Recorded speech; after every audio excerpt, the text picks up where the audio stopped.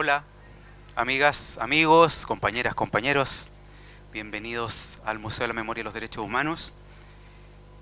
Hoy es un día muy especial, estamos muy contentos de que esta sala esté así de llena y queremos darle la bienvenida y contarles que este es un lanzamiento de un proyecto que nos tiene muy contentos en la página web Cantos Cautivos, que es un proyecto colaborativo entre el Museo de la Memoria y la investigadora Katia Chornik, musicóloga de la Universidad de Manchester, chilena por cierto, que ha investigado hace varios años ya el tema de la música en los recintos de detención, no solo de Chile, sino de todo el mundo. Para dar inicio a este acto, voy a dejar con ustedes a nuestro director Ricardo Brodsky. Bueno, muy buenas tardes.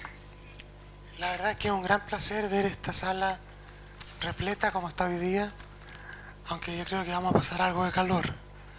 Pero bueno, el cariño y la solidaridad entre nosotros creo que nos va a permitir soportarlo.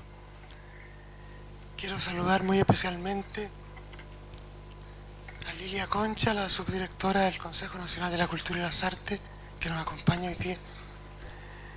Y desde luego a Katia Chornik, que es la autora, podríamos decir, de este proyecto. Un proyecto que para nosotros como museo es muy relevante. Hace algunos días atrás inauguramos una exposición sobre los dibujos en prisión. O sea, el trabajo, podríamos decir, espontáneo de prisioneros que expresaban sus sentimientos, su angustia, su soledad, y daban testimonio de lo que estaban viviendo a través de dibujos, a través de acuarelas y a través de otras obras.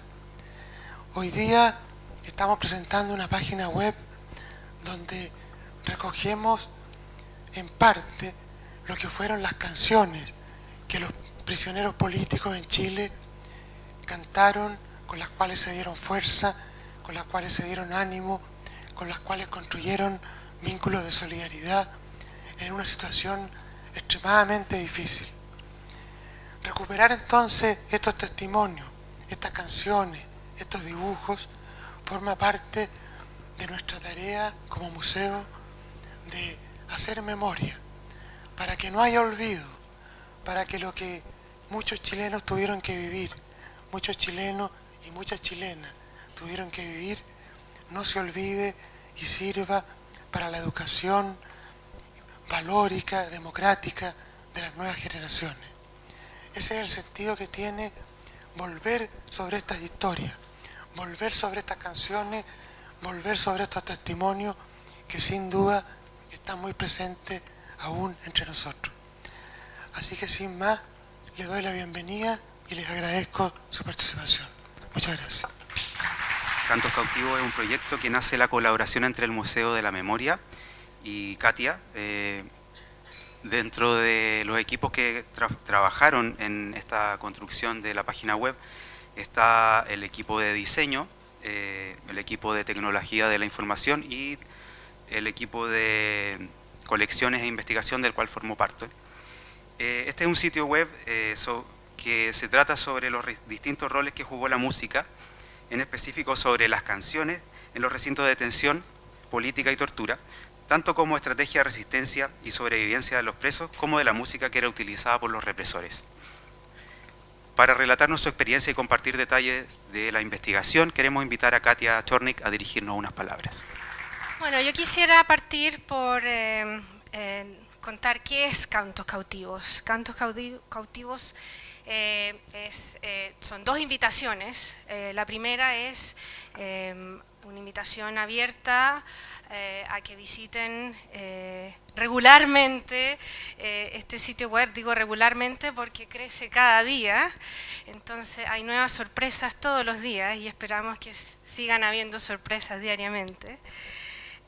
Y la segunda invitación es para todas las personas que estuvieron presos durante el periodo entre 1973 y 1990 a que compartan sus historias. La música está presente en muchos recintos y se podría decir que la música de todos los géneros artísticos era la que más incluida, la que incluía más personas, no solamente de forma activa, sino que pasiva. Mucha gente escuchó música, entonces es una cosa muy masiva y todo el mundo que estuvo preso tiene alguna historia que compartir y ojalá tuviéramos historias de relatos de todos los que estuvieron presos. Así que ese es un llamado urgente a que no solo visiten la página, sino que compartan sus historias. Sus historias son muy importantes, no solo para la segunda, tercera, cuarta, quinta generación, sino que para todos los chilenos.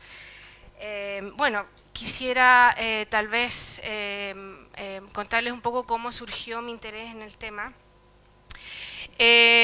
Surgió, yo veo el origen alrededor del año 2000, 2001, que cayó a mis manos un poco por casualidad, una biografía de la violinista Alma Rosé. Esa violinista, voy a contar un poco su historia, sobrina de Gustav Mahler, del gran compositor austríaco, e hija de Arnold Rosé, que era el concertino de la Orquesta Filarmónica de Viena. Ella llevaba una vida muy activa, tenía una orquesta de mujeres, una orquesta de señoritas, y bueno, cayó en campos de concentración nazi por tener una historia, un origen judío, y ella fue la fundadora y directora de la Orquesta de Mujeres de Auschwitz. Y ese libro me impactó mucho. Me empezó un proceso como de memoria prostética, o sea, yo empecé a tener experiencias, vivencias muy intensas, con experiencias que no había vivido personalmente ni tampoco mis familiares, a pesar de yo tener mi familia terminó en Sudamérica justamente huyendo del antisemitismo en Europa. Sin embargo, ninguno de mis familiares tuvo la experiencia de estar en campos de concentración. Entonces era una cosa como una prótesis mental que yo me empecé a construir un imaginario y de repente me hizo clic, de repente me di cuenta que en realidad yo estaba tratando de llegar a otra historia, a una historia que sí, con la que sí yo tenía una relación directa y una historia que había moldeado mi biografía desde antes de haber nacido. Entonces eso fue un gran descubrimiento, haber llegado a esa conexión. Entonces ahí empecé ya directamente a afrontar el tema. Y bueno, haciendo memoria, un poco pensando que por qué me llegaba tanto el tema, haciendo una historia mental, realmente el momento en que yo me di cuenta de la historia, de la represión, fue justamente en una visita a la discoteca o Venda Sexy. Y eso fue a principios de los 90. Yo acompañé a mis padres a esa visita, que fue muy poco después que se reencontró. Y eso me impactó muchísimo, y me impactó muchísimo no solo por los horrores, yo era una niña en esa época, pero me impactó mucho por el nombre, por la música, y bueno, de alguna forma yo dejé archivado eso, pero ese fue realmente el momento en que yo me di cuenta de las atrocidades, la visita a la discoteca. Y también fue el momento en que yo empecé a leer los informes y todo, bueno, y en el fondo la investigación partió como una forma de encontrar respuestas a preguntas que mis padres no podían o no querían contestarme. Entonces fue un método para deducir información. Pero un momento ya, cuando ya mi curiosidad, necesidad inicial fue satisfecha, ahí me di cuenta que en realidad era un tema que iba mucho más allá de lo personal, de lo familiar y que importaba a mucha gente. Entonces empecé a hacerlo más sistemático. Ahora yo no he estado todo este tiempo, estos más de 10 años en este tema, he hecho grandes pausas, pero bueno, esa es un poco la historia. Ahora, ¿por qué Cantos Cautivos? ¿Por qué estamos haciendo este sitio? En realidad, Cantos Cautivos nació de la idea inicial fue un problema práctico. Hay tanta gente que tiene relatos interesantes, material interesante, canciones originales o letras originales, y es imposible abarcarlo todo. O sea, pensemos que son más de 1100 recintos y se puede asumir de que en todos hubo música, no solamente, no estamos hablando de música en un sentido muy amplio, o sea, no estamos hablando necesariamente de actividades musicales, sino que de la radio que una persona escuchó o de una memoria de alguien que se acordó de una canción en algún recinto. Todo ese tipo de historias nos interesan. Entonces partió por un problema práctico de cómo llegar a tanta gente, cómo llegar a gente que está en el extranjero, desperdigada por todos lados. Bueno, hemos estado maravillados con el tipo de materiales que nos han llegado, y eso todavía oficialmente estamos, bueno, ahora oficialmente es el comienzo. Walter después le va a hacer un resumen de lo que tenemos hasta ahora. Y bueno, como decía antes, nos interesa mucho la música porque como abarcaba a tanta gente, era una actividad aglutinadora social, por lo tanto, las canciones es una ventana, es un lente a dinámicas sociales, y en particular lo que encuentro más interesante de las canciones es que son testimonios, y testimonios que no están mediados por el paso del tiempo y tampoco por los problemas inherentes a los procesos de recordar. Entonces, sobre todo las canciones originales de la época tienen ese rol. También las canciones que toman melodías conocidas, pero las letras son nuevas, son extremadamente interesantes y valiosas. ¿Por qué Cantos Cautivos? De nuevo, es una necesidad que surge no solamente en Chile, sino que en Latinoamérica. Nosotros somos el primer recurso de esta clase en toda Latinoamérica. Acabamos de saber la maravillosa noticia que va a comenzar un proyecto similar en Uruguay, y por acá tenemos al investigador, por ahí, un saludo. Que es Ernesto Donas, el director de la Escuela de Música en Montevideo. Y bueno, también surge un poco, es la continuidad del otro sitio web del Museo de la Memoria, Memorias de Exilio, del cual toma muchas cosas en común, no solo el formato, sino que el concepto. Si ustedes no han visitado ese sitio antes, les recomiendo encarecidamente que lo hagan, y también si tienen experiencias de exilio, que compartan sus historias. Bueno, y yo quisiera terminar mi presentación con agradecimientos múltiples. Bueno, comenzaré con el Museo de la Memoria, a Walter Roblero, ¿sí? A María Luisa Ortiz, jefa de colecciones, por allá. El equipo técnico, Pablo Orellana y Carlos Álvarez. El diseñador Rodrigo Castro, la veintena de contribuyentes de la Marcha Blanca que muy amablemente se ofrecieron o aceptaron ser un poco probar el sitio web para nosotros darnos cuenta de los errores técnicos, etcétera. Y varios de estos nos acompañan ahora en este acto, así que muchas gracias a todos ellos. Y bueno, Camilo Parada, no sé dónde está, por ahí anda, el jefe de producción, ahí está. Y bueno, me retiro. Muchas gracias.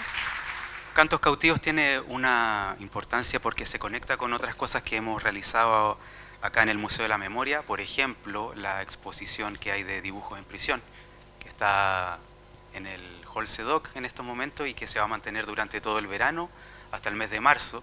Se conecta porque hay dibujos ahí realizados en prisión o sobre la prisión política realizados con posterioridad. Por ahí también hay unas afiches que se realizaron, hay unos dibujos del señor Miguel Launer que hizo el afiche del Festival de la Canción de Ritoque, que también, digamos, son obras que se conectan con estos cantos cautivos. Creo que una de las cosas que más nos ha llamado la atención del material que hemos recibido es aquel que da cuenta de la sobrevivencia de las personas que sufrieron la prisión política y que dan cuenta también, además de una precariedad de recursos, que no para nada menguó el ánimo creativo y el ánimo de seguir adelante y de seguir cantando y de darle significado a la música en esos contextos tan adversos. Para nosotros es un importante desafío tratar de recuperar o recabar la mayor cantidad de material posible. Sabemos que es una tarea difícil, son más de 1100 los recintos de detención, de prisión política y tortura que hay a lo largo de todo Chile, pero bueno, eso creo que nos da más ánimo para seguir investigando estos temas. Bueno, nos han llegado ya en este periodo de Marcha Blanca, nos han llegado cerca de 30 testimonios de canciones que tienen que ver con la prisión política. Hay cuecas, hay obras originales, hay grabaciones, hay fotografías, pero también está la resignificación de canciones que no tenían que ver propiamente tal con un contexto quizá de prisión, sino que fueron canciones que se le dieron significado en el mismo cautiverio, si podemos decirlo así. Y la cantidad de canciones y obras es impresionante. No solamente hay canciones que tienen que ver con digamos, la música que le gustaba a la gente, también está la resignificación de otro tipo de canciones. Por ejemplo, está ahí el himno nacional, que en ciertos determinados contextos también tomó algún significado. Hay canciones populares, hay canciones que la gente escuchaba en la radio, que en cierta forma también los conectaba con su vida anterior, con la época, digamos, de este proyecto de la Unidad Popular. Pero bueno, no quiero contarles mucho, me gustaría que se metieran a navegar al sitio, lo exploraran, lo investigaran, nos mandaran todos sus comentarios, nos mandaran todas sus sugerencias. Por ahí sabemos que hay algunas fallas todavía, pero como estamos en periodo de inauguración, así que he recibido todas las críticas y comentarios que pueden hacernos. Sin el ánimo de hablar más, me gustaría decirles que el alma de este proyecto son las personas y sus testimonios, y es por esto que queremos invitar a una persona muy importante para nosotros, el señor Ernesto Parra, que es músico y fundador del grupo Los Curacas y ex prisionero del Estadio Nacional, del campo de prisioneros de Chacabuco y otros recintos de detención. Ernesto en Chacabuco participó y dirigió el conjunto Los de Chacabuco junto a Ángel Parra. Actualmente es director del programa de orquestas infantiles y juveniles de la Comuna de La Reina y profesor director del elenco estudiantil de la Cámara de los Hechos. Así que por favor, Ernesto, bienvenido. Un cobarde, horroroso y sangriento golpe cayó todas nuestras armonías consonantes y disonantes en aquel 11 de septiembre de 1973. Los millones que hasta ese entonces que musicalizábamos con nuestras acciones todo aquel proceso, fuimos amenazados, perseguidos, encarcelados, ejecutados y hasta hechos desaparecer. La jauría de la dictadura nos acosaba y nos perseguían ante cualquier tono recordatorio que les recordara aquel concierto del cambio allendista, porque ellos tenían tanto o más miedo que todos nosotros. Es de todos conocido ese negro periodo. Así se persiguió y condenó las manifestaciones artísticas que tenían siquiera un matiz del momento histórico que ellos interrumpían, sobre todo en lo que ellos no podían callar, la música, aunque ésta nunca provocaría una revolución, pero sí creaba un acorde dentro del proceso. La música ha existido siempre, desde los inicios del universo, y ha sido parte y compañera nuestra, estando junto a nosotros en todo tipo de situaciones por lo que ha pasado la especie humana. Ella también sufrió en este periodo. Los instrumentos folclóricos más populares de ese entonces fueron prohibidos. ¿Y qué decir de los cánticos que se compusieron y que se escuchaban con sus acordes mayores, menores, aumentados, disminuidos, que servían para apoyar el proceso prerrevolucionario? Dentro de ese marco, muchos de quienes sufrimos prisión y habíamos realizado una intervención musical en nuestro encierro, añorábamos los cantos y melodías que ayer entonábamos. Nos habían privado de la otra rica beta nuestra. Sin embargo, para muchos, la idea de acompañarnos con una melodía empezó de a poco a hacerse realidad. Ya en el Estadio Nacional se creó un coro que dirigía nuestro compañero Vicente Sota. Cantaban Yo soy un pobre diablo, antigua y conocida canción que se vendía en los liceos. Pero curiosamente, estando aún en el estadio, un día junto a otros músicos, como diariamente lo hacíamos, en silencio, imaginando las corcheas, buscando e inventando sonidos, elucubrando, esperando y preguntándonos para apañar la cruel tortura de desinformación y desolación a que nos enfrentábamos, oímos el sonido de una quena que venía de debajo del marcador. Era la canción 2001, un tema que tocábamos con curacas y de autoría de Ángel. Nos miramos y esbozamos una cómplice sonrisa de esperanza. Tiempo después supimos que nuestro compañero Pedro Umire había encontrado un trozo de cañería de cobre y se había fabricado ese instrumento, y era él quien interpretaba la melodía en ese entonces. Quizás esos fueron los reinicios de un quehacer musical que se esparció y fue increciendo a lo largo de todos los recintos, como una forma de resistir a los adversos embates a que nos enfrentábamos a diarios. Ya en Chacabuco, entre las composiciones que hubo conocidas melodías, eran recreadas jocosamente, describiendo nuestra situación o alimentando la esperanza de una salida pronta, o canciones de amor a los seres queridos, y también algún himno de lucha. También se cantaron misas folclóricas, canciones de países hermanos, música de los clásicos y de los tiempos de Mari Castaña. Aquí no puedo olvidar la interpretación de nuestro compañero Marcelo de A la mar fui por naranja, cosa que la mar no tiene, cuyo texto fue tomado por el folclore chileno, pero con otra melodía. Me refiero a Marcelo Concha. Hubo recreación y también composición musical, como La Pasión según San Juan, cuyo bíblico texto los militares no sabían de su autoría y llegaron a pensar en censurarlo. Se sucedieron así muchos cantares que nos levantaban del decreciendo sometido y nos entregaban fuerza para seguir adelante.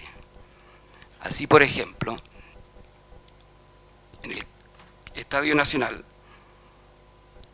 estando en el Estadio Nacional, ya estaban anunciándose por un buen tiempo para el verano que se aproximaba. Nosotros, adoloridos por las torturas, hambrientos, ojerosos, malolientes, desgarrados, cansados de la incertidumbre de nuestro futuro, lo único que añorábamos era un soplo de fuerza que nos permitiera hacernos sentir que aún estábamos vivos y que estaban presentes los sentimientos de nuestros ausentes compañeros. El estadio tenía que ser desocupado porque se acercaba la fecha de un partido para el Mundial de Fútbol en el que Chile jugaría con la Unión Soviética. Nosotros fuimos advertidos que seríamos trasladados al norte de Chile, al desierto. Muchos de nuestros ya habían sido removidos a la cárcel pública, otros a sus ciudades y pueblos para sus propios procesos. Algunos pocos fueron dejados en libertad. Y las mujeres que se encontraban en el mismo estado nuestro y que estaban recluidas en la piscina habían sido trasladadas a un sector de la tribuna del estadio. Esperaban, al igual que todos nosotros, lo que el altoparlante informara sobre la situación futura. Se escuchaba atentamente la llamada de nuestros nombres para que recibiéramos de parte de nuestros familiares algunos enseres para nuestro desconocido nuevo viaje. Como siempre, cual formación militar, debíamos hacerlo en fila. Con todas nuestras cosas, a las 16 horas, se formó un grupo que habíamos hecho el peregrinaje juntos, desde otros lugares de detención y tortura. Caminábamos por la pista atlética, cabizbajos y tratando de retomar el aliento que requeríamos en ese instante, cuando escuchamos un murmullo, saludándonos y cantando. Run, run, se fue para el norte, no sé cuándo vendrá. Las voces susurrantes se entonaban del sector de donde venían, de donde estaban las compañeras. Nuestra piel se erizó y las lágrimas brotaron en más de algunos de nosotros. Nos dimos vuelta para saludarlas y levantándoles el brazo como un saludo, les hicimos llegar nuestro beso de compañero. A los 3 días cartas con letras de coral, me dice que su viaje se larga nacional, se va a Antofagasta para sembrar una señal y cuenta una aventura que pasa de lo que... Bueno, a continuación queremos invitar a Rosalía Martínez, sobreviviente del Centro de Reclusión y Tortura José Domingo Cañas y ex miembro del grupo Caracciú, a compartir su testimonio. Rosalía es académica de la Universidad de París 8 y trabaja en las áreas de etnomusicología y antropología. Cuando Katia me contactó hace unos poquitos años, un tiempo, para pedirme que testimoniara sobre mi experiencia musical en prisión, pensé que no tenía nada mucho que decir en realidad. Había pasado la mayor parte de mi detención en la DINA, en la casa de José Domingo Cañas, en el cuartel Ollagüe, y después en 4 Álamos, y solamente un mes en 3 Álamos. Y como es sabido, una gran parte de las actividades musicales se dieron más bien en las cárceles, en los campos y en los lugares en que los prisioneros eran reconocidos públicamente como tales. Efectivamente, en el mes que me tocó estar en 3 Álamos, en diciembre del año 1974, la actividad musical era muy fuerte y encarnaba para nosotros una manera de estar juntas entre las mujeres, de compartir la esperanza, las emociones y de crear un cuerpo colectivo que fuera más allá de cada una de nosotras. Pero como les decía, en mi historia personal este periodo fue corto y me parecía que ya había bastantes testimonios, hay muchos dicen, pero faltan varios, sobre este tipo de experiencias y que yo no tenía mucho que aportar a ella. Posteriormente, repensando en la carta y los mensajes de Katia, pensé en la época de la DINA y en 4 Álamos. Y encontré que, contrariamente a mi primera impresión, la música había estado presente en ambos casos, aunque de manera muy distinta. En lo que se refiere a la DINA, Julio Lax, que también estuvo allí en ese tiempo, va a contarles un poco qué pasó musicalmente. Y en 4 Álamos practicábamos la música finalmente de manera casi cotidiana o prácticamente cotidiana, porque en el fondo me tocó estar en una pieza que fue bien cantora. Para los presentes que están aquí y que no tuvieron nunca vacaciones en Cuatro Álamos, les cuento que se trataba de un recinto de tránsito dirigido por Orlando Manso, gendarme, y que estaba manejado por la DINA. Se trataba de pequeñas piezas muy chiquititas de unos 9 metros cuadrados, en los que había 2 camarotes de 2 camas en cada uno de ellos, y en los que pasábamos las 24 horas del día encerradas. Y aunque se nos daba comida y no se nos interrogaba allí, la cosa más difícil de todo este espacio, de este tiempo, era el hecho de que llegábamos ahí proveniente de las casas de tortura, generalmente en muy mal estado, y nos sacaban nuevamente para interrogarnos durante horas, días o semanas, y de nuevo traernos a Cuatro Álamos, o a veces a otros, éramos llevados a otros lugares. En las piezas de Cuatro Álamos era el primer lugar donde se compartía la experiencia de la tortura. Es decir, contábamos lo que se vivía, y esto servía para poder prepararnos y nos era útil para enfrentar la situación que estábamos viviendo. En Cuatro Álamos las camionetas con detenidos entraban y salían día y noche, y desde ahí muchos de nuestros compañeros fueron sacados y están hoy día desaparecidos y nunca más tuvimos de sus noticias. En la pieza número 3 éramos generalmente 11 o 12 personas y pasábamos el día sentadas de a 2 o 3 por cama, 4 camas y 3 sentadas ahí, y una parte fuerte del intercambio era el canto, que no podía hacerse muy fuerte.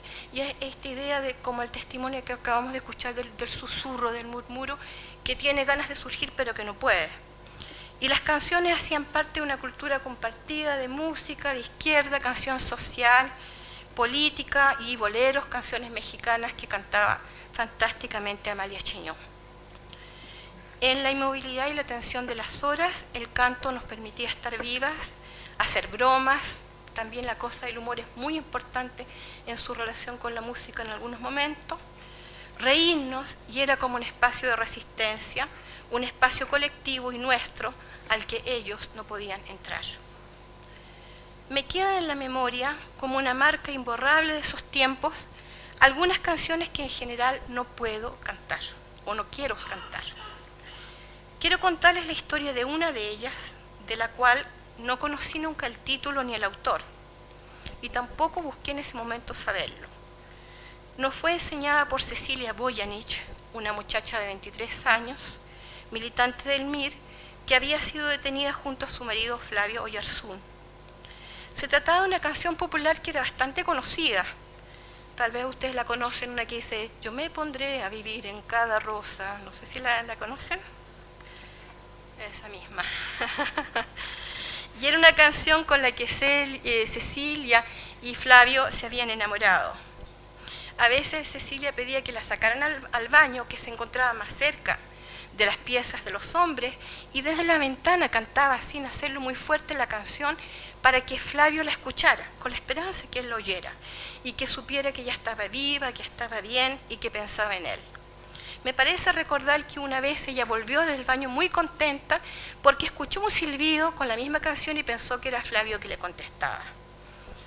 Y en la pieza, cuando susurrábamos este canto, lo hacíamos para apoyarla cuando estaba triste y también para mandarle fuerza a Flavio, aunque él no pudiera oír las voces. Cecilia y Flavio tenían un niñito de 2 años en la época, al que ella llamaba Lalito, y del que nos hablaba constantemente. Además estaba embarazada de unos 5 meses y ya tenía una guatita. Y como yo dormía con ella en cucharita, porque no había otra posibilidad y había otra persona que dormía en los pies de la cama, me sucedía que sentía los movimientos de la guagua en mi cuerpo, y esto creó toda una relación con ella, con la guagua. En noviembre de 1974, no sé exactamente la fecha, Cecilia y Flavio fueron sacados de Cuatro Álamos y hasta ahora los dos y la guagua están desaparecidos.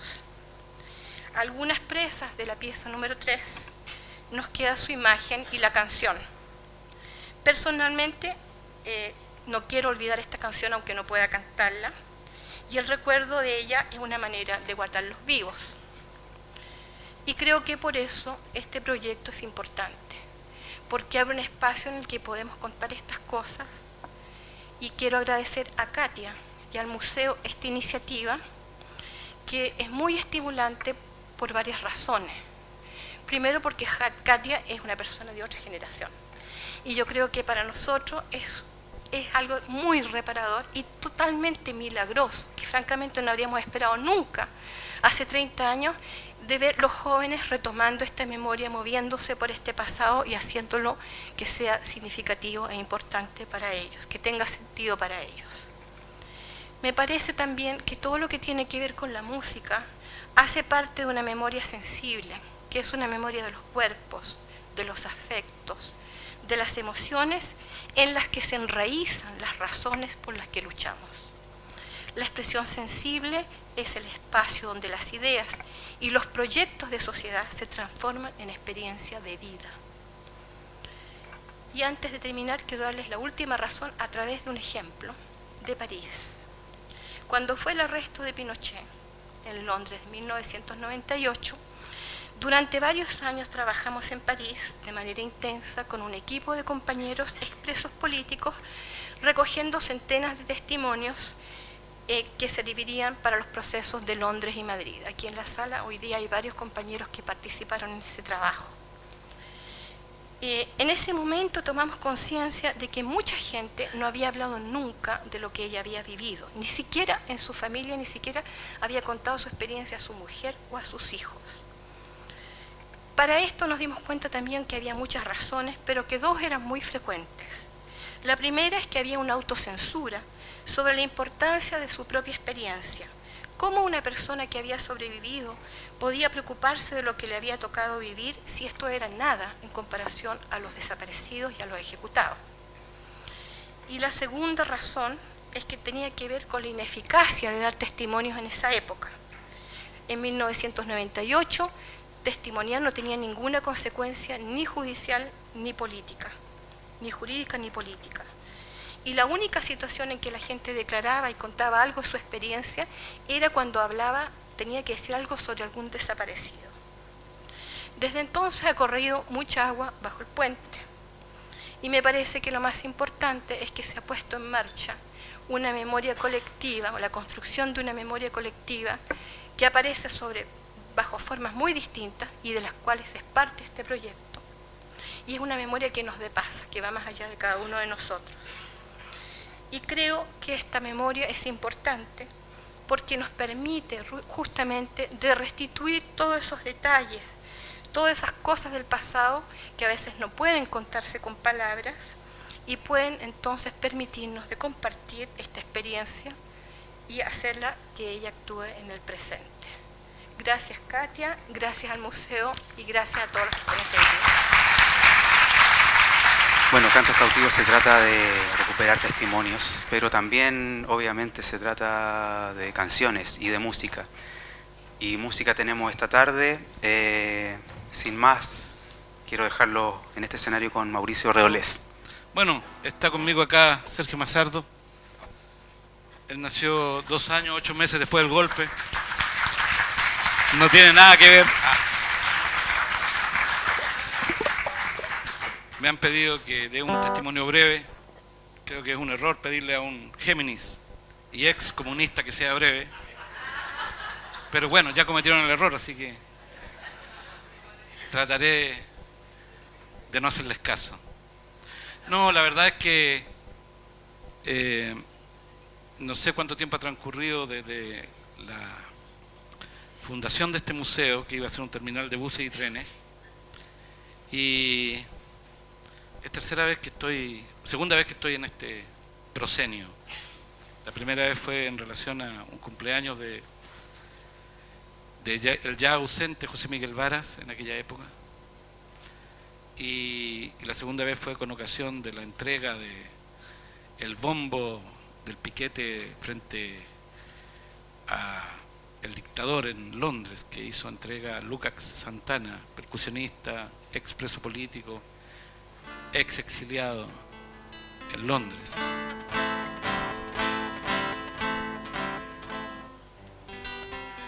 Y el desafío que tiene la nueva memoria es grande. Digo la nueva memoria porque hay una nueva memoria que se trata de insertar a través de los medios de comunicación, de los políticos de derecha, de ex políticos de izquierda, que nos están permanentemente repitiendo que el error fue por los dos lados, y hacernos aparecer a los que fuimos víctimas como también victimarios de haber destruido la República, cuando en realidad el golpe lo dio la derecha y el fascismo. Esa construcción de la nueva memoria es permanente. Y a los más jóvenes, y quiero hacer eco de lo que decía la compañera que me antecedió, y a los más jóvenes es bueno decirles, contarles, relatarles, invitarlos a que conozcan un poco de nuestra experiencia, de nuestra memoria, como una forma de pasar el bastón en esta posta, ¿no?, de la historia de Chile. Quiero también hacer mención a que este lugar es un lugar en donde terminaba un camino inca cuando llegaron los españoles, porque acá cuando llegaron los españoles a Chile, que también nos quieren hacer creer que los españoles fundaron Santiago, Santiago ya era una ciudad inca, del Tahuantinsuyo, del imperio inca, y esa ciudad tenía acá un cementerio y terminaba acá, partía en Plaza de Armas, y terminaba, que era un tambo inca, y terminaba acá, la calle hoy día conocida como Catedral, y que era para los incas un camino para ver el cosmos, un camino para ver las estrellas. El trabajo señero de Patricio Bustamante y de Rubén Stenberg me parece que es importante que lo conozcan, para que cuando hablemos de la memoria no solamente con respecto a los últimos 50 años, sino que hablemos de la memoria de este territorio, a la memoria de nosotros, a la memoria del género humano, del poblamiento de estos valles hace 12.000, 14.000, 15.000 años. Me parece importante rescatar también esa memoria. El año 73, el 10 de diciembre, Día de los Derechos Humanos, fui detenido por el Servicio de Inteligencia Naval en Valparaíso y estuve preso hasta septiembre del 75, casi 2 años, en diferentes centros de detención. Estando preso en la cárcel de Valparaíso, la generosidad de Álvaro Vidal me permitió contar con una guitarra. Él era y es un gran músico, y ahí le daba yo todos los días en la celda. Tenía a los compañeros hinchados. Un día me dijeron, bueno, ya que tocáis, ¿por qué no tocáis en el acto de la celebración del Club Concepción? Los presos políticos nos habíamos agrupado en diferentes clubes deportivos que efectivamente hacían deporte, yo no jugaba, hacían deporte jugando a la pelota, y había una cierta correlación entre los clubes deportivos y las orgánicas políticas. El Club Concepción era el Partido Comunista, Unión La Calera el Partido Socialista, Barrabás era el MIR, Palestino eran los marinos detenidos antes del golpe, etc. Y nuestro club de Concepción, yo le propuse a los compañeros del partido Comunista que hiciéramos un órgano, y le pusimos al órgano La Diuca. ¿Qué otro nombre puede tener el órgano? La Diuca Penquista, que era nuestro diario mural. Entonces, cuando se hizo un aniversario de la Diuca Penquista, que lo inventamos nosotros, lo hicimos un 1 de mayo. ¿Qué otro día podía tener aniversario la Diuca Penquista? Para encubiertamente celebrar el Día de los Trabajadores. Entonces ahí los compañeros me dijeron, ya, pues canta. Y me vi por primera vez en mi vida frente a un grupo de personas con una guitarra, transpirando los dedos, la voz apenas la sacaba, y canté 3 canciones.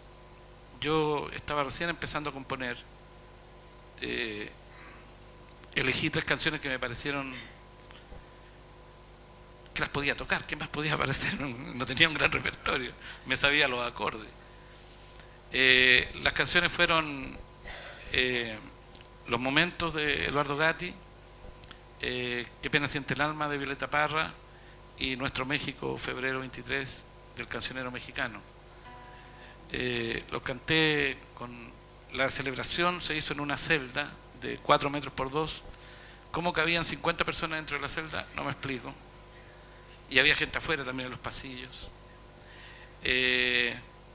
Cuando terminé la primera canción, que fue Los Momentos, me pidieron que repitiera otra canción, que hiciera otra canción, pero con los 2 pulmones ahora, Mauricio, me dijeron. Y yo cantaba muy bajito, tenía miedo a desafinar. Como sigo con ese miedo a desafinar y a olvidarme de los acordes, me gustaría pedirle que cantáramos entre todos los momentos. Eso, como se hacía en las cárceles, ¿no? Y bueno, quiero por último agradecer la canción de Eduardo Gatti en primer lugar. En segundo lugar, agradecerle a Katia todo su esfuerzo y su empeño por recoger memoria, que es muy importante. Y en tercer lugar, agradecerle a todos los que en algún momento pensamos que era mejor pensar en la vida que en la muerte, para nuestro futuro, para contar. ¿Suena la guitarra?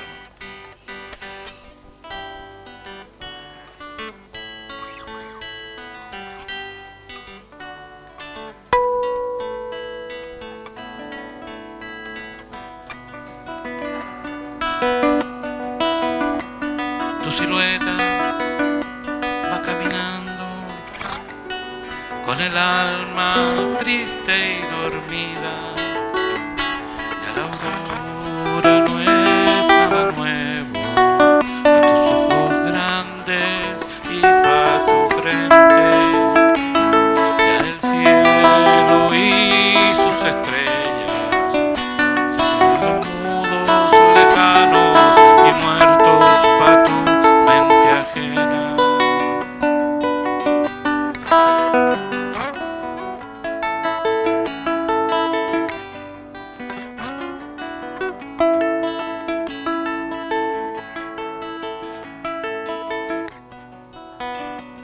Nos hablaron una vez cuando niños, cuando la vida se muestra entera, del futuro, y que cuando grande, ay, murieron ya los momentos, sembraron así sus semillas y tuvimos miedo, temblamos y en eso se nos fue la vida.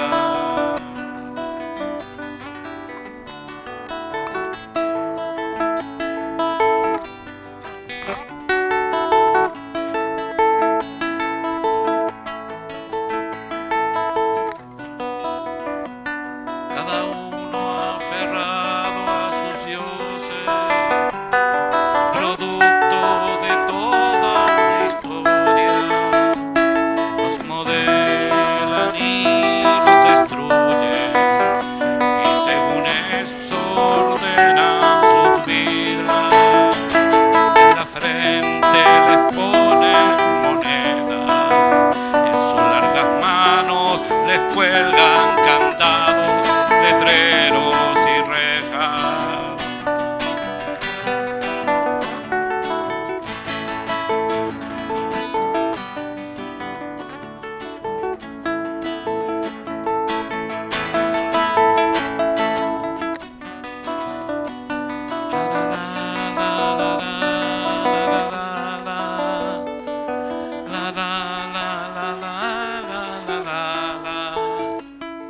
La la la la la la la la la la la la la la la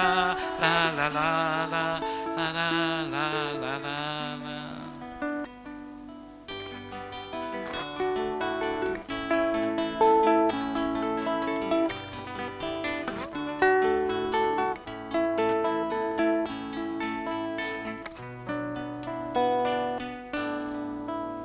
Muchas gracias.